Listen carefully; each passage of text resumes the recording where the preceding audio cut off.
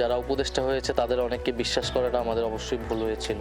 সেই চক্রান্তকারীরা আবার বাংলাদেশের গণতন্ত্রকে হত্যা করবার ষড়যন্ত্র করছে।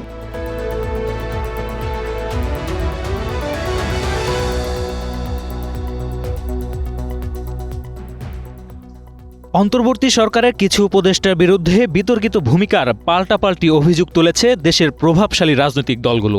প্রধান উপদেষ্টা অধ্যাপক মোহাম্মদ ইউনূসের সাথে দেখা করে বিএনপি, জামায়াত ও এনসিপি সুনির্দিষ্ট কয়েকজনের বিরুদ্ধে অভিযোগ করেছে। বিতর্কিত উপদেষ্টা কারা, কেন দলগুলো এমন অভিযোগ তুলেছে, এসব প্রশ্ন এখন রাজনীতির মাঠে আলোচনার কেন্দ্রে। বাংলার মানুষ আর ফ্যাসিবাদ জন্ম হতে দেবে না। আমাদের সংগ্রাম গণতান্ত্রিক সংগ্রামের ইতিহাস যেন আমরা ভুলে না যাই। বিএনপি, জামায়াত ও এনসিপির নেতারা অনেক দিন ধরেই কিছু উপদেষ্টার বিরুদ্ধে পক্ষপাতিত্বের অভিযোগ করে আসছেন। সেফ এক্সিট নিয়ে যে বিতর্কটা শুরু হয়েছিল সেই বিতর্কও যেন থামছে না, বরং একটার পর একটা ঘটনা ঘটছে।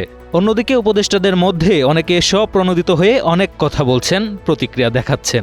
কোথায় সেফ এক্সিট নিবে? পৃথিবীতে সেফ এক্সিট নেওয়ার একটাই জায়গা, সেটা হচ্ছে মৃত্যু।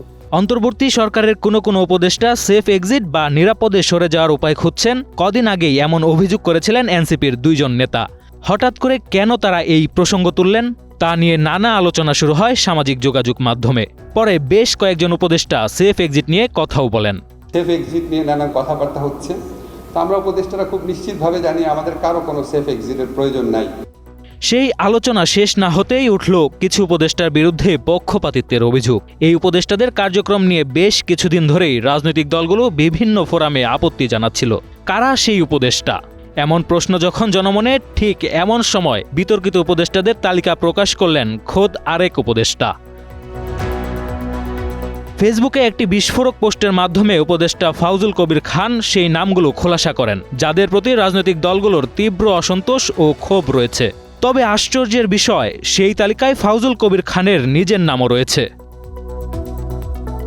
ফেসবুক পোস্টে উপদেষ্টা ফাউজুল কবির লেখেন, প্রধান উপদেষ্টার সাথে 3টি রাজনৈতিক দলের বৈঠকে উপদেষ্টাদের নিরপেক্ষতা নিয়ে প্রশ্ন উঠেছে এবং একটি দলের তালিকায় তার নিজের নামও রয়েছে।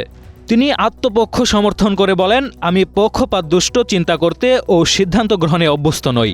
সবসময় কোনো অনুরাগ বিরাগের বশবর্তী না হয়ে সরকারের সিদ্ধান্ত নিয়েছি। তবুও প্রশ্ন যেহেতু উঠেছে, এর নিষ্পত্তি করতে হবে। ফাউজুল কবির খান তার পোস্টে বিভিন্ন রাজনৈতিক দলের পক্ষ থেকে আপত্তি ওঠা উপদেষ্টাদের ছবিসহ কয়েকটি ফটোকার্ড ব্যবহার করেন। কার্ডগুলো থেকে জানা যায়, বিএনপির আপত্তির তালিকায় প্রথমে রয়েছে ফাউজুল কবির খানের নিজের নাম, এরপর মন্ত্রিপরিষদ সচিব আব্দুর রশিদের এবং 3য় নম্বরে আছেন প্রধান উপদেষ্টার বিশেষ সহকারী খোদা বক্স চৌধুরীর নাম। জামায়াতে ইসলামীর আপত্তির তালিকায় প্রথমে আছেন অর্থ উপদেষ্টা সালেহউদ্দিন আহমেদ, এরপর পরিকল্পনা ও শিক্ষা উপদেষ্টা ওয়াহিদ উদ্দিন মাহমুদ।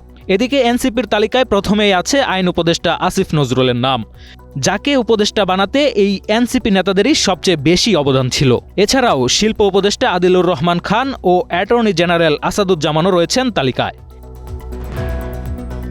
এই বিতর্ক এড়াতে ফাউজুল কবির খান একটি প্রস্তাবও করেছেন। তিনি পোস্টে লিখেছেন, অন্তর্বর্তীকালীন সরকারের প্রধান উপদেষ্টা, উপদেষ্টাবৃন্দ, বিশেষ সহকারীবৃন্দ এবং চুক্তিভিত্তিক নিয়োজিত সকল কর্মকর্তার কেউই পরবর্তী নির্বাচিত সরকারের কোনো লাভজনক পদে অংশ নিতে পারবেন না। এই মর্মে একটি অধ্যাদেশ জারি করলে এই সমস্যার সুরাহা হতে পারে। উপদেষ্টা ফাউজুল কবির খানের এই পোস্ট সামাজিক যোগাযোগ মাধ্যমে মিশ্র প্রতিক্রিয়া সৃষ্টি করেছে। এখন দেখার বিষয়, রাজনৈতিক দলগুলোর আপত্তির মুখে এসব উপদেষ্টারা পদত্যাগ করেন নাকি নিজেদের নিরপেক্ষ প্রমাণের চেষ্টা চালিয়ে যান। Sanjit Hasnat, green TV, news desk.